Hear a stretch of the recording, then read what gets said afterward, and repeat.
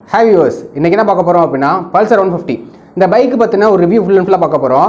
இந்த வீடியோட எண்ட்ல நீங்க ஒரு விஷயம் தெரிஞ்சுக்கலாம். இந்த பைக் வந்து உங்களுக்கு சூட்டபிளா இருக்குமா இருக்காதா? அதே மாதிரி இந்த பைக்ல இருக்கக்கூடிய அட்வான்டேஜஸ் என்ன, டிராபேக்ஸ் என்ன, இதோட வேரியன்ட்ஸ் என்னென்ன இருக்கு, கலர் எத்தனை வெரைட்டி ஆஃப் கலர்ஸ் இருக்கு அப்படின்றத ஃபுல் அண்ட் ஃபுல்லா தெரிஞ்சுக்கலாம். சரி, இப்போ ஃபர்ஸ்ட் இந்த பைக்கை பார்த்தீங்கன்னு வச்சுக்கோங்களேன், 2001 அறிமுகப்படுத்தினாங்க. 2001 அறிமுகப்படுத்தி அதோட ஹெட் அப்படின்றது வந்து இப்போ முன்னாடி இருந்த ஹெட் கிடையாது. இப்போ நடுவில் கொஞ்சம் கொஞ்சமாக சேஞ்ச் ஆகி அதோட ஸ்பிளிட் சீட் செட்டப்ல இருந்து, அதோட கிராப் ரயில்ல இருந்து, அதோட ஹெட்ல இருந்து எல்லாமே மாறி இப்போ வந்து ஒரு Bs6 வேரியன்ட் பார்த்தீங்கன்னு வச்சுக்கோங்களேன், ஃபுல் அண்ட் ஃபுல்லாக ரிஃபைண்டா ஒரு சூப்பரான பைக்காக வந்து இப்போ இருக்கு. இப்போ பார்த்தீங்க அப்படின்னா இந்த பைக்கோடைய காஸ்ட் அப்படின்றது வந்து இப்போ நீங்கள் வந்து ஒரு 150cc பைக் எடுக்கிறீங்கன்னு வச்சுக்கோங்களேன், இருக்கிறதுலே வந்து மினிமம் காஸ்ட் அப்படின்னு சொல்ல முடியாது. ஆனால் ஓரளவுக்கு இந்த அமௌண்ட்டுக்கு வந்து இந்த பைக் நம்ம எடுக்கலாம் அப்படின்ற அளவுக்கு ஒரு வேலிடான ஒரு பைக்கை வந்து இந்த பைக் இருக்குது. சரி, ஃபர்ஸ்ட் இந்த பைக்கோடைய லுக்குன்னு பார்க்குறப்ப ஃபர்ஸ்ட் இந்த பைக்கோடைய மெயின் அட்ராக்ஷன் என்ன அப்படின்னா அதோட ஹெட் தான். அது வந்து யாராலையும் மறுக்க முடியாது. ஏன்னா அந்த பைக்குடைய மேக்ஸிமம் சேல்ஸே வந்து அந்த பைக்கோட ஹெட் வச்சு தான். அடுத்தது பார்த்தீங்கன்னு வச்சுக்கோங்களேன், இதோட மெயின்டெனன்ஸ் அப்படின்றதெல்லாம் வந்து இன்னொரு விஷயமா இருந்தாலுமே அதோட லுக் அப்படின்றது வந்து எப்பவுமே நல்லா இருந்திருக்கு.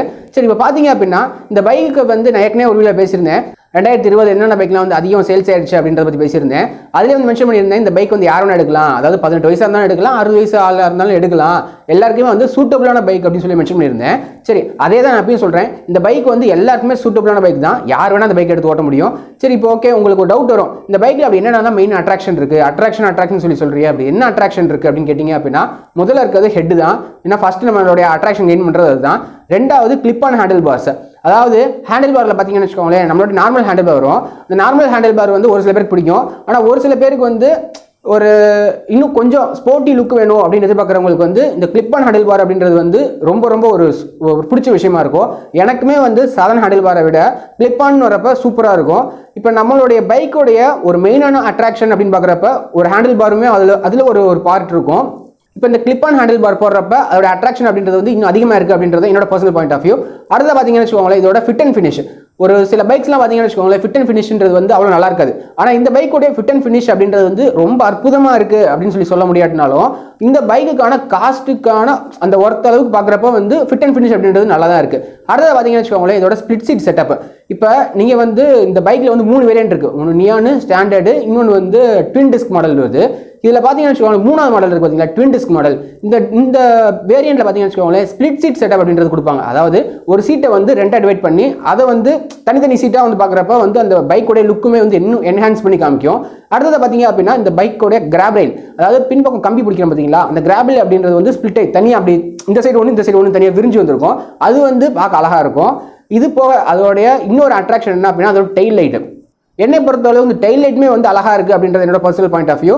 சரி, ஓகே, இப்போ இந்த பைக்கோடைய ஓவரால் லுக்குன்னு பார்க்குறப்ப இந்த கார்பன் ஃபைபர் ஃபினிஷ்னு சொல்லுவாங்க, அந்த ஃபினிஷ்மே வந்து சூப்பராக இருக்கு. நியான்ல வந்து அதோட ஃபினிஷ் அப்படின்றது நம்மளால பார்க்க முடியாது, ஆனால் ட்வின் டிஸ்க் மாடலில் நிஜமாக சூப்பராக இருக்கு.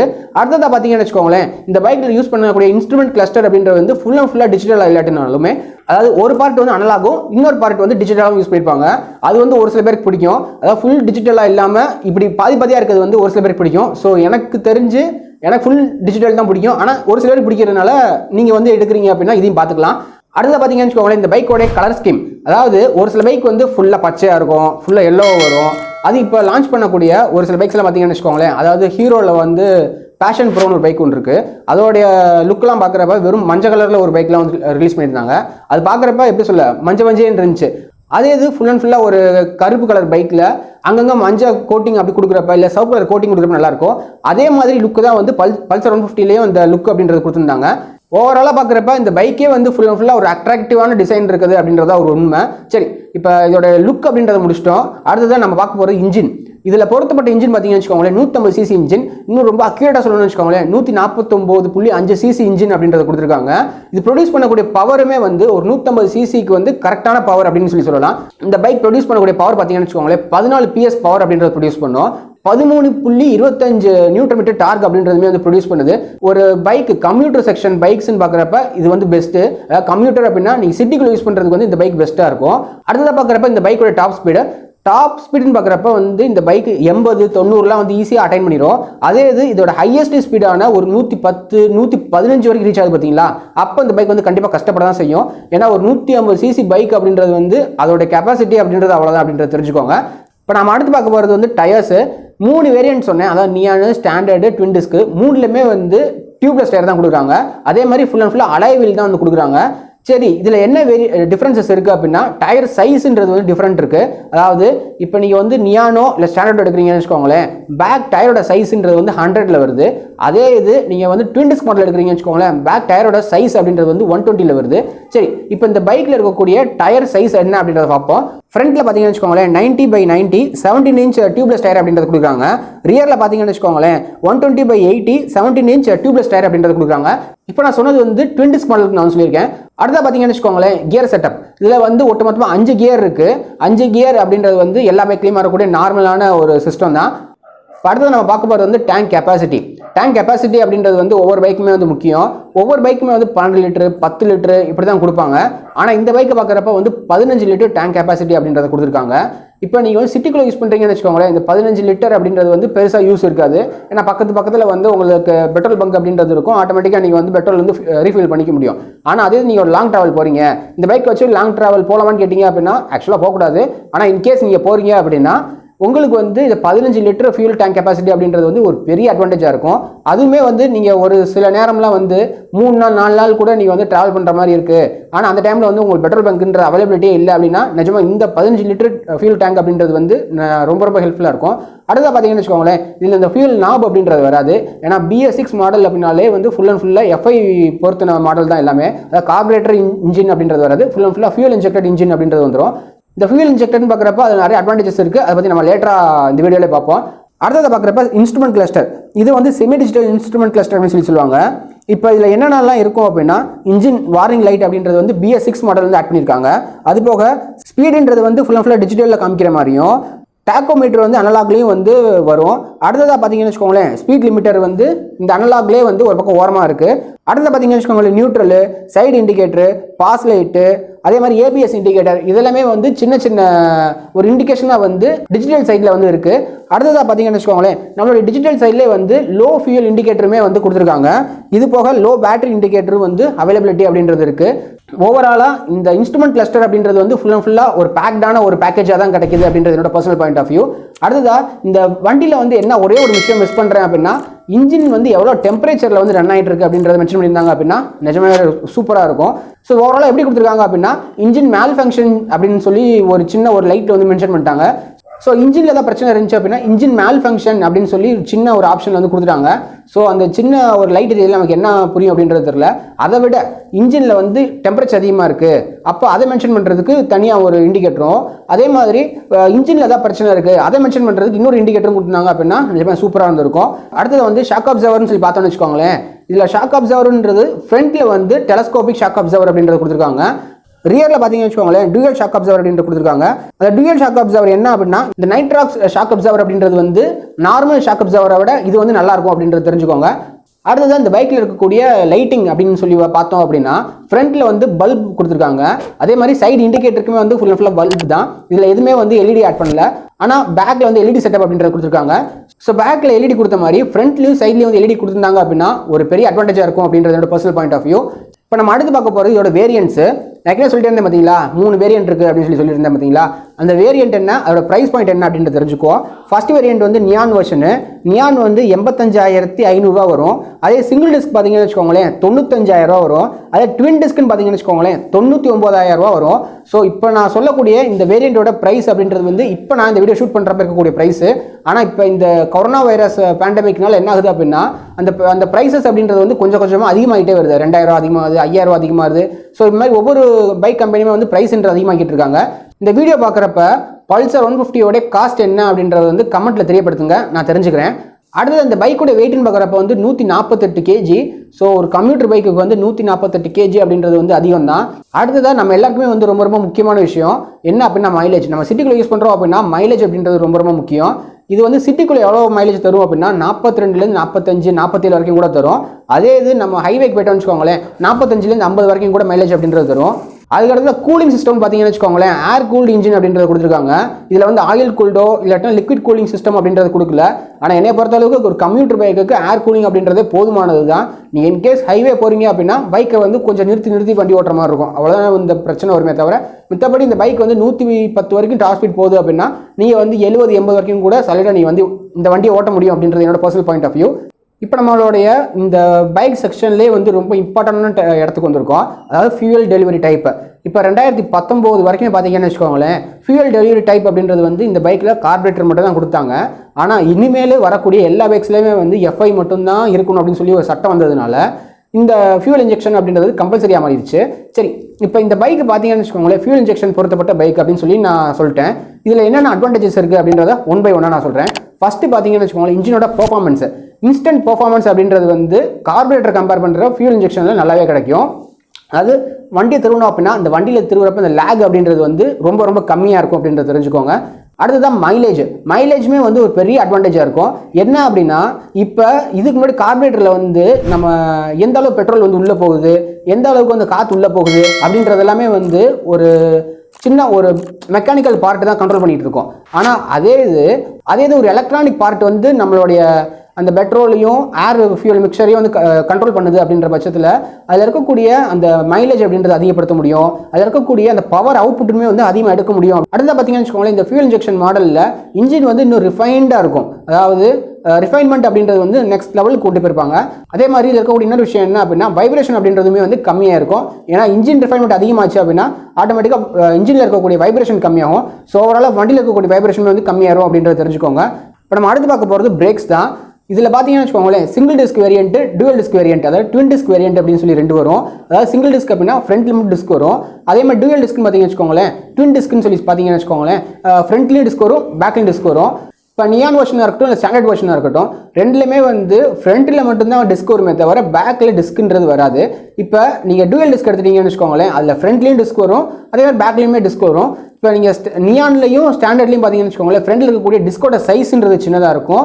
அதே இது ட்வின் டிஸ்கில் பார்த்தீங்கன்னு வச்சுக்கோங்களேன், ஃப்ரண்ட்டில் ஒரு டிஸ்கோட சைஸுமே வந்து பெருசாக இருக்கும், அதாவது 280 mm வரைக்கும் இருக்கும். அதே பேக்கில் பார்த்தீங்கன்னு வச்சுக்கோங்களேன் 230 mm வரைக்குமே வந்து டிஸ்கோட சைஸ் அப்படின்றது கொடுத்துருப்பாங்க. ஸோ ட்வின் டிஸ்கில் வந்து டூயல் டிஸ்க்கு, டிஸ்கோட சைஸும் கூட, டயரோட சைஸும் கூட. ஸோ இது எல்லாமே வந்து ஒரு பெரிய அட்வான்டேஜ். இது போக ஓவரால் டிசைனுமே வந்து சூப்பராக இருக்கும் அப்படின்றத தெரிஞ்சுக்கோங்க. இப்போ இந்த பைக் எடுக்கலாமா வேணாமா அப்படின்னு டவுட் இருந்துச்சு அப்படின்னா இந்த பைக் என்னென்ன பைக்லாம் போட்டியாக இருக்குது அப்படின்ற ஃபஸ்ட்டு தெரிஞ்சுக்கோங்க. இந்த பைக் வந்து ஃபஸ்ட்டு போட்டியாக இருக்கக்கூடிய பைக் பார்த்தீங்கன்னு வச்சுக்கோங்களேன், அப்பாச்சி RTR 160. ஸோ எப்பவுமே வந்து இந்த ரெண்டு பைக்குமே வந்து போட்டின்றது எப்பவுமே இருந்துகிட்டே தான் இருந்திருக்கு. அடுத்ததாக பார்த்தீங்கன்னு வச்சுக்கோங்களேன், ஹோண்டாவில் யூனிகான் இருக்குது, FZல வெர்ஷன் 3 இருக்குது, இப்போ அப்பாச்சியில் RTR 160 4V இருக்குது, அடுத்தது NS 160 இருக்குது. அடுத்தது பார்த்தீங்கன்னு வச்சுக்கோங்களேன், ஹோண்டாலே வந்து எக்ஸ்பிளேட் இருக்குது, ஹார்னட் இருக்குது. அடுத்ததாக ஹீரோவில் வந்து எக்ஸ்பல்ஸ் 200T, அதாவது ஒன் ஆஃப் த அட்வென்ச்சர் பைக்குன்னு கூட சொல்லலாம், அதுவுமே வந்து இந்த செக்ஷனில் இருக்குது. இந்த பைக்கோட காஸ்ட்னே பார்த்தீங்கன்னு வச்சுக்கோங்களேன் ஒரு 1 லட்ச ரூபா 1.5 லட்ச ரூபாவில் வரதுனால இந்த பைக் நான் செலக்ட் பண்ணியிருக்கேன். அடுத்த பார்த்தீங்கன்னு வச்சுக்கோங்களேன், ஹீரோவில் எக்ஸ்ட்ரீம் 200R, இதுவுமே வந்து ஒரு 200cc பைக்காக இருந்தாலுமே இதோட ப்ரைஸ் அப்படின்றது வந்து இந்த பைக்குக்கு ஈக்குவலாக இருக்காதனால இந்த பைக் நான் செலக்ட் பண்ணியிருக்கேன். அதே மாதிரி இந்த பைக் நீங்கள் எடுக்கிறீங்க அப்படின்னா இது எல்லாமே காம்படிஷன் பைக்ஸு. இந்த பைக்ஸ் எல்லாமே வந்து நான் சொன்ன பைக்ஸ் எல்லாமே வந்து கம்பேர் பண்ணி பாருங்கள்.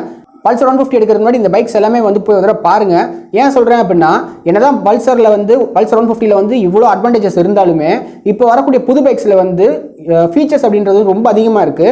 ஸோ நீங்கள் புது பைக் எடுக்க போகிறீங்க அப்படின்னா இப்போ சொன்ன பைக்ஸ் எல்லாமே கம்பேர் பண்ணி பாருங்கள். ஸோ 150, 160 செக்ஷனில் நீங்கள் பார்க்குறீங்க அப்படின்னா இந்த பைக்ஸ் எல்லாமே பாருங்கள். அதேமாதிரி 1 லட்ச ரூபா, அந்த 1.5 லட்ச ரூபாக்குள்ள நீங்கள் எடுக்கணும் அப்படின்னா இந்த பைக்ஸ் எல்லாமே ஓட்டி பார்த்துட்டு நீங்கள் வந்து எடுக்கலாம்.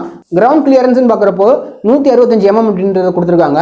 ஸோ ஓவராலாக ஸ்பீட் பிரேக்லாம் ஏற்றி இறக்கணும் அப்படின்னா அந்த இன்ஜின் அடிப்பகுதியில் வந்து தட்டுது, அந்த மாதிரி பிரச்சனைகள்லாம் எதுவுமே இருக்காது. அடுத்தது இந்த பைக் வந்து ஒரு ஸ்போர்ட்ஸ் கேட்டகரியில் வரக்கூடிய பைக்கா இல்லை நேக்கட் ஸ்போர்ட்டா இல்லைன்னா கம்யூட்டரான்னு கேட்டிங்க அப்படின்னா கம்யூட்டர் செக்ஷனில் வரக்கூடிய ஒரு பைக் தான் அது. நீங்கள் சிட்டிக்குள்ளே யூஸ் பண்ணுறதுக்கு பெஸ்ட்டாக இருக்கும். அதே மாதிரி எப்போயா லாங் ரைட் பக்கத்தில் இருக்கக்கூடிய ஏதாவது ஒரு 100 km 150 km நீங்கள் ட்ராவல் பண்ணுறீங்க அப்படின்னாலும் பெஸ்ட்டாக இருக்கும் அப்படின்றத தெரிஞ்சுக்கோங்க.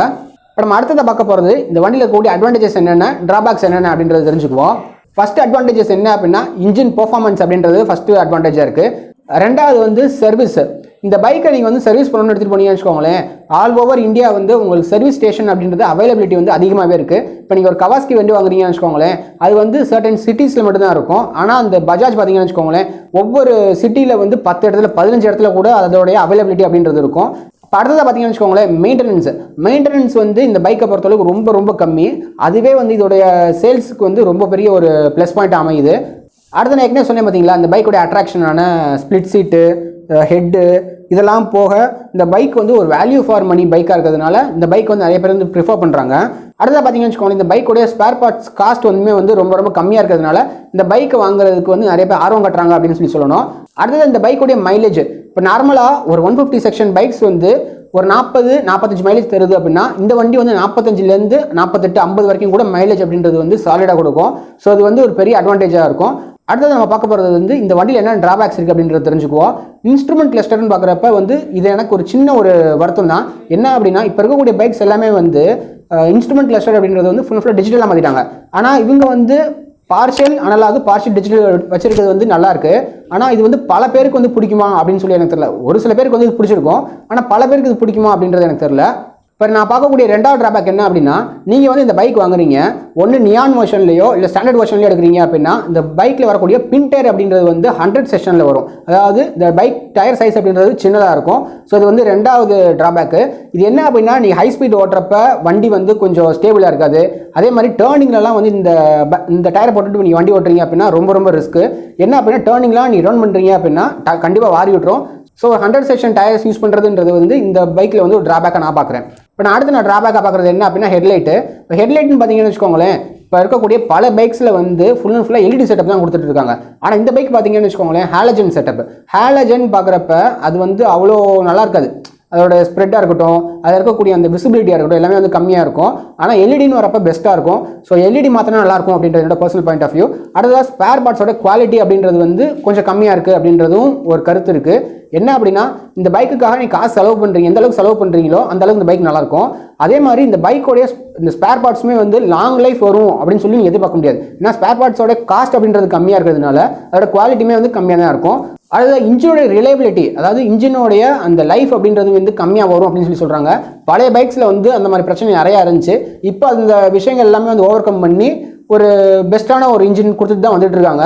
ஆனால் எப்பயுமே வந்து ஹோண்டா, யமஹாவோடைய இன்ஜின்லாம் கம்பேர் பண்ணுறப்ப பஜாஜ், டிவிஎஸ்லாம் வந்து கொஞ்சம் கேள்விக்குறியான ஒரு விஷயமா தான் இருக்கும். நான் சொல்கிறது வந்து நிறைய பேருக்கு வந்து மாட்டு கருத்து இருக்கும். அதாவது நான் பஜாஜை தான் வச்சுருக்கேன், என் வண்டி 1,00,000 கிலோமீட்டர் ஓடி இருக்கு, என் வண்டியில் எந்த பிரச்சனையும் இல்லை அப்படின்னா எல்லா வண்டியுமே அதே மாதிரி பிரச்சனையே இல்லாமல் ஓடுறது கிடையாது அப்படின்றது தான் என்னோட பர்சனல் பாயிண்ட் ஆஃப் வியூ. அதே மாதிரி எல்லா யமஹா வண்டியுமே வந்து ஒரு சூப்பர் ரிஃபைண்டான இன்ஜினோட எந்த ஒரு பிரச்சனையுமே இல்லாமல் ஓடுறதும் கிடையாது.